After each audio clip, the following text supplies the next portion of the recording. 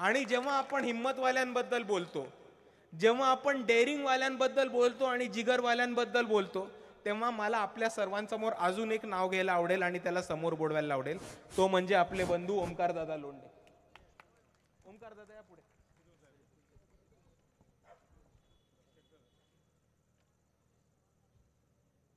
हे ओमकार लोंढे लांडे.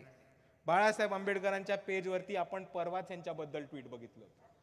RSSचा जेव्हा मोर्चा झाला होता तेव्हा RSSच्या मोर्चाबद्दल ह्यांनी स्टेटस ठेवलं होतं आणि ते स्टेटस ठेवण्यासाठी ह्यांना काही गावगुंड्यांनी मारले आलं. ह्यांनी जसं आम्हाला ही परिस्थिती कळली, वंचित बहुजन आघाडीच्या लोकांनी तातडीने ऍक्शन घेतली. त्या 4 मारेकऱ्यांवरती अट्रॉसिटी आणि FIR दाखल केला आणि त्यांना पोलिसांना लगेच त्यांना उचलायला लावलं. आणि तेवढंच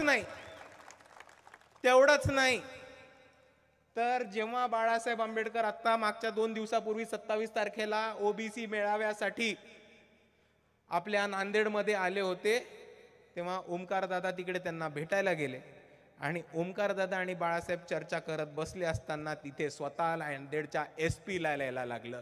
ही हिम्मत आणि ही ताकद वंचित बहुजन आघाडी ठेवते.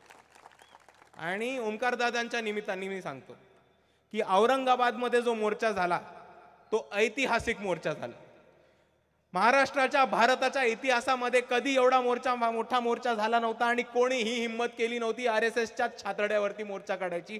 ती हिम्मत करून दाखवली वंचित बहुजन आघाडीच्या लोकांनी.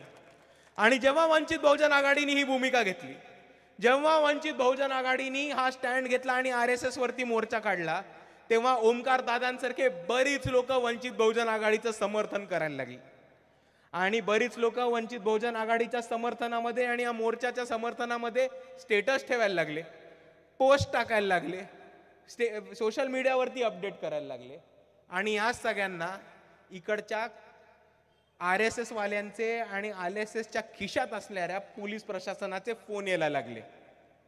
आणि तुम्ही बघितलं असेल तर वंचित बहुजन आघाडीने ह्याच्या विरुद्ध एक पत्रक काढलं आणि भारताच्या इतिहासामध्ये हे पहिलं पत्रक आहे जे एका राजकीय पक्षाने काढले स्वतःच्या कार्यकर्त्यांसाठी, जेव्हा ते म्हणतायत की जर तुम्हाला पोलिसांचा फोन आला तर रेकॉर्ड करा, जर पोलिसांनी तुम्हाला पोलीस स्टेशनमध्ये बोलवलं तर जायला नकार द्या, आणि जर तुम्हाला पोलीस स्टेशनमध्ये बोलवण्यात आलं तर सगळ्यात पहिले वंचित बहुजन आघाडीच्या कार्यकर्त्यांना संपर्क साधा, आम्ही तुमच्यासाठी लढू आणि पोलिसांची ही आरेरावी बंद करू.